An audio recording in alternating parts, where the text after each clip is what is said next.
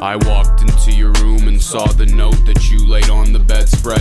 I opened it up and tried to read it but couldn't make it out cause what my head said. I had a million questions all running through my head, got me stressing just like a test result. If it was it then you bid it, you did it, you truly deserve it. Decided to end it all, had to set it off. Got so much weight on my chest that I finally decided to get it off. If I had a million wishes, I wish that you're here every day just to say that you're pitiful. Pathetic, pathetic, beautiful, beautiful baby that made me go crazy and stupid. Though dead to me dead, as long as you pretend to be deader than the main event of a funeral. In the event of a mental breaking point, if you can see it, don't hesitate to pull the rope and pull it close as you need. If you need to go anywhere other than home without leaving home, all you gon' leave behind is a state of emergency. But here's the thing, no, you won't even know until it's too late. If you did it and it isn't late, it was fate, you little stupid hoe. I just feel so embarrassed for the fact I bought you a present you wanted the night before. I decided to hide it inside of the box of an item I found in the dining hall. Ever since you went away, the sky's become a shade of gray. I don't even like it, I'll give me some privacy when I decide to go through with it and do it. Then can I ride with you?